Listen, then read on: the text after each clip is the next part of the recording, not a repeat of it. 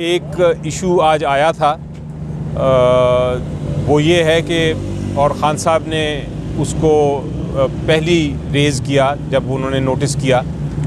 ये open trial है। Open trial का मतलब ये है कि पब्लिक भी आ सकती है और मीडिया भी आ सकता है। तो इस ट्रायल रूम के अदालत में मीडिया पहले उस जगह पे बिठाया जाता था जिस जगह पे वो केस की जो बहस हो रही है उसको सुन सकें। जिस जगह पे केस की गुफ्तगू हो रही है, केस के बारे में विटनेस स्टेटमेंट्स हो रही हैं, ताकि उन तक आवाज़ आ सके। यही मकसद होता है ओपन ट्रायल का। लेकिन आज जब हम अदालत शुरू हुई तो देखा कि जो मीडिया था, जिसका काम है रिपोर्ट करना कि केस में क्या हो रहा है, उनको पीछे बिठाया गया था। इतना दूर बिठाया गया था एक और कमरे में कि वो उधर से उनको आवाज़ नहीं आ रही थी। उन्होंने मीडिया के जो पर्सनल बैठे थे उन्होंने शिकायत भी की और वो शिकायत हमने अदालत तक पहुंचा दी। अदालत ने कहा है कि वो इसके ऊपर मुनासिब हुक्म फरमाएंगे तो अगली बार इंशाल्लाह जो मीडिया है वो आगे बैठ सकेगा। जहाँ तक ख़ान साहब का अपना जो उनका मौक़िफ़ है वो बड़ा वाज़ेह है। वो इस वक्त भरपूर उनकी पूरी कंसंट्रेशन, केसेस तो अपनी जगह उनके ख़िलाफ़ चल रहे हैं, लेकिन उनकी पूरी जो कंसंट्रेशन है इस वक्त वो इलेक्शंस पर है। और उन्होंने फिर से दरख्वास्त की है अपने कैंडिडेट से कि वो निकलें इतवार को और अपनी कैंपेन ओपनली करें, क्योंकि कोई उनको अरेस्ट नहीं कर सकता, कोई उनके सामने रुकावट नहीं डाल सकता। वरना ये इलेक्शन जो है वो उसके प्रोसेस में किसी किस्म की हिंड्रेंस अगर हुई तो अदालत फिर उसमें कार्रवाई अज़ खुद करेगी। ये एक आइन का तकाज़ा है कि हर एक को लेवल प्लेइंग फील्ड मिलनी चाहिए, और स्पेशली जब आपके सिर्फ 10 दिन रह गए हैं इंतखाबात में, तो उसके लिए पूरी तरह कैंपेन करने की पीटीआई को इजाज़त होनी चाहिए।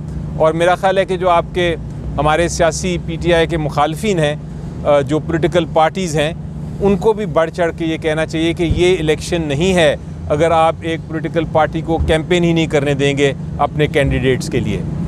तो ये उनका पैगाम था। और उसके साथ उन्होंने फिर आखिर में हमेशा वो ये कहते हैं कि जहाँ तक वोटर्स का ताल्लुक़ है, अवाम का ताल्लुक़ है, उनसे दरख्वास्त ये है कि भरपूर तरीके से अपने वोट का हक़ इस्तेमाल करें और 8 तारीख को पूरी तरह इलेक्शन में हिस्सा लें। ये जो कुछ हो रहा है, जो कुछ मसाइल पेश आ रहे हैं वो अपनी जगह, लेकिन इलेक्शन अपनी जगह। इस इलेक्शन से ही असल आज़ादी मिलेगी। इस इलेक्शन से ही हम रूल ऑफ लॉ इस्टेब्लिश कर सकेंगे कि कल को ये ना हो कि किसी के साथ इंतकामी कार्रवाई हो, कल को ये ना हो कि किसी के साथ उसको ज़्यादती हो। तो ये रूल ऑफ लॉ जो है उसका मकसद ये है कि जो बड़े से बड़ा शख्स है उसको भी कानून के वो ताबे हो। ये एम है इस इलेक्शन का कि हमें इस सारे मसले से आज़ादी मिले कि जहाँ कानून की हुक्मरानी नहीं है, हम ऐसा मुल्क बनाएं जहाँ कानून ही कानून हो और कानून की पासदारी हो और हर कोई कानून के ताबे हो। ये इलेक्शन का बड़ा एक ज़रूरी पैगाम है। और इसका इलेक्शन का मकसद इस वक्त लोगों ने अपना हक़ लेना है वापस, लोगों ने इस मुल्क को आगे बढ़ाना है।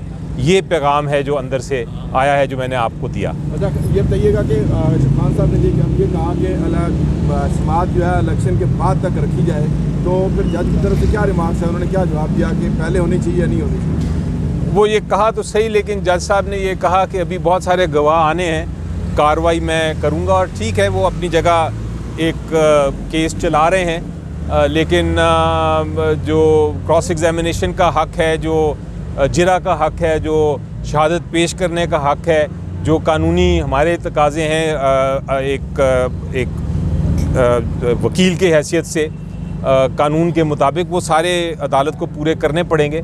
कोई इसमें तेज़ी भी नहीं कर सकती अदालत, क्योंकि कहा जाता है कि justice hurried is justice buried.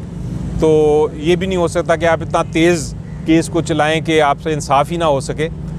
ज़रूरी ये है कि आप कानून के तकाज़े पूरे करते हुए चलाएं। वो 8 फरवरी से आगे केस जाता है तो वो जाएगा, उसमें कौन सा कोई इलेक्शन से तो इसका ताल्लुक़ नहीं होना चाहिए केसेस का। अच्छा, दूसरा ये बताइएगा कि टिकट्स के हवाले से बड़े सारे इश्यूज आ रहे हैं, जिस तरह रावलपिंडी में भी है, इस तरह कराची में भी बड़े सारे इश्यूज आ रहे हैं टिकट्स के हवाले से।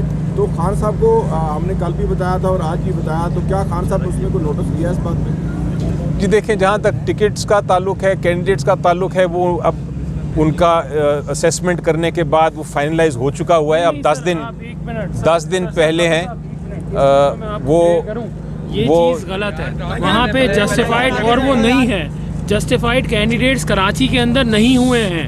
वहाँ पे जो पहले कमेटी थी वही फिर से कमेटी बनी है। उन्होंने एक लॉबी ने दूसरी लॉबी के नाम डाले, तो उसमें जो वर्कर्स थे वो सब नहीं आए हैं, जिसमें उमर अयूब साहब की भी मेरे पास कॉल आई थी और वो मुझे प्रेशराइज कर रहे थे कि ये कोर कमेटी का फैसला है। खान जो फैसले देते हैं उन फैसलों के ऊपर अमल दरामद नहीं किया जा रहा। ये बात हम खान के अपने घर से भी सुन चुके हैं कि हमारे फैसलों पे अमल दरामद नहीं किया जा रहा। तो और बहरहाल आपका कोई और सवाल है? करेंगे। कोई और सवाल है? इन्होंने तो कर ली बात अपनी। जी पीटीआई उम्मीदवारों की तरफ से उस तरह इलेक्शन कैंपेन नहीं की जा रही जिस तरह बाकी उम्मीदवार कर रहे। देखिए ये कैसे लड़ेंगे आप अगर आप देखें इस वक्त जो पोजीशन है, हकीकत ये है कि जो हमारे कैंडिडेट्स हैं उनके पास पब्लिक खुद आ रही है। अमूमन हमने इलेक्शन में देखा है कि कैंडिडेट्स पब्लिक के पास जाते हैं और कहते हैं कि हमारी बात सुनो। इस इलेक्शन में उल्टा हिसाब है कि जो कैंडिडेट्स चूँकि नहीं निकल पा रहे, उस तरह इलेक्शनिंग नहीं करने की इजाज़त उनको जिस तरह एक नॉर्मल इलेक्शन में की जाती है। तो अवाम जो है वो कैंडिडेट के पास खुद आके उनकी बातें सुन रही है। तो ये इलेक्शन का मज़ा है। ये आप एक कैंडिडेट को रोकते हैं, आप उसको कैंपेन नहीं करने देते, लेकिन लोग फिर खुद ही आके उसकी कैंपेन कर देते हैं। कल के बयान के बारे में क्या कहेंगे? उन्होंने कहा कि जिस तरीके से नवाज शरीफ को लाया जा रहा है तो ये इलेक्शन फेयर नहीं होंगे और पहले भी जिस तरह इलेक्शन होते रहे हैं इस तरह लाएंगे, तो फिर क्या ये इलेक्शन ज़्यादा से ज़्यादा जो हुकूमत है वो 1 साल या ज़्यादा चलेगी? देखिए इसमें कोई शक नहीं है कि इस इलेक्शन को, ये जो सिलेक्शन है जिसको मैं कहता हूँ, इस सिलेक्शन को इलेक्शन में तब्दील करना है। उसके लिए सबसे ज़रूरी चीज़ ये है कि अवाम अपने वोट का हक़ इस्तेमाल करे। अगर अवाम वोट का हक़ इस्तेमाल करेगी तो फिर ये सिलेक्शन नहीं रहेगी, फिर इलेक्शन बनेगा इंशाल्लाह। वैसे साहब गवाहान पर आज जिरा हुई है, तो कहा जाता है कि गवाहान से जब कुछ सवाल आपकी तरफ से पूछे जाते हैं तो उस पर वो खामोश हो जाते हैं और प्रॉपर जवाब नहीं देते। क्या ये मसला अंदर आ रहा है सामने? जी देखें, आज तो अभी चूँकि कार्रवाई नहीं हुई तो उसमें कोई क्रॉस एग्जामिनेशन या जिरा नहीं हुई, लेकिन बहरहाल जो भी अदालत में होता है, जो जब आपका गवाह को अगर आप पूरी तरह ना जिरा करने दें तो फिर वकील जो हैं वो एतराज़ करते हैं, मीडिया उसको सुन लेता है। इसीलिए हम चाहते हैं कि मीडिया को जो बैक सीट मिली है आज, वो वापस फ्रंट सीट पे आके कार्रवाई सुन सकें ताकि वो रिपोर्ट कर सकें। Thank you ji.